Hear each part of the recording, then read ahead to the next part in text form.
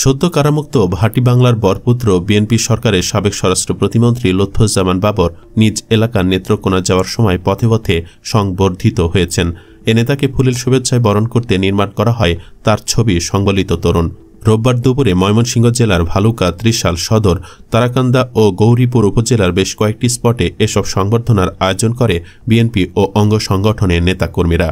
প্রথমে ফুলেল শুভেচ্ছায় বরণ করেন ভালুকা, ত্রিশালের পর ময়মনসিংহ বাইপাস মোড় এলাকায় মহানগর যুবদলের যুগ্ম সাধারণ সম্পাদক নূরে আলম সিদ্দিকের নেতৃত্বে যুবদল নেতাকর্মীরা।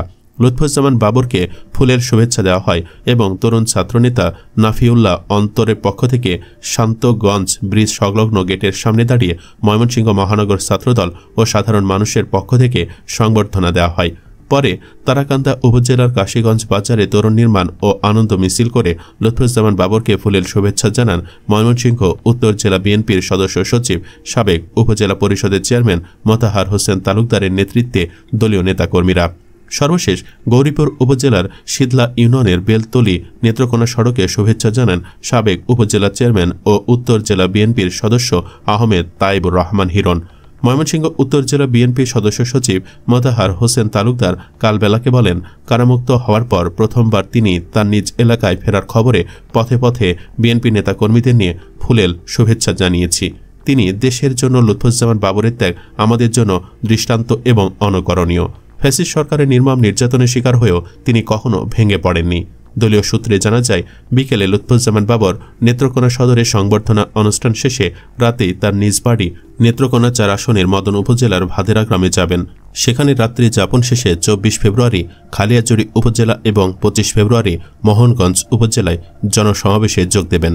এছাড়াও ৩ দিনের এ সফরে তিনি নেত্রকোনা জেলার সর্বস্তরের দলীয় নেতাকর্মীদের সঙ্গে পর্যায়ক্রমে মত বিনিময় করবেন বলে জানা গেছে। সূত্রটি আরও জানায়, বিগত তত্ত্বাবধায়ক সরকার ও পরবর্তী আওয়ামী লীগ সরকারের ১০ ট্রাক অস্ত্রসহ অসংখ্য মামলায় দণ্ড দিয়ে লুৎফুজ্জামান বাবরকে কারাগারে আটকে রাখে। অবশেষে গত ৫ আগস্ট ফ্যাসিস্ট সরকারের পতনের পর বর্তমান অন্তর্বর্তী সরকার চলতি বছরের ১৬ জানুয়ারি টানা ১৭ বছর কারাভোগ শেষে মুক্তি লাভ করেন। সংসদ নির্বাচনী তথ্যসূত্রে জানা গেছে, মোহাম্মদ লুৎফুজ্জামান বাবর পঞ্চম জাতীয় সংসদ নির্বাচনে ১৯৯১ সালে স্বতন্ত্র প্রার্থী হিসাবে নির্বাচিত হন। এরপর ষষ্ঠ জাতীয় সংসদ নির্বাচনে ১৯৯৬ সালে তিনি বিএনপির দলীয় প্রার্থী হিসাবে নির্বাচন করে বিজয়ী হন। কিন্তু পরবর্তীতে ২০০১ সালের অষ্টম জাতীয় সংসদ নির্বাচনে তিনি আবারও বিপুল ভোটে সংসদ সদস্য নির্বাচিত হয়ে স্বরাষ্ট্র প্রতিমন্ত্রীর দায়িত্ব পালন করেন, তবে সপ্তম জাতীয় সংসদ নির্বাচনে পরাজিত হন।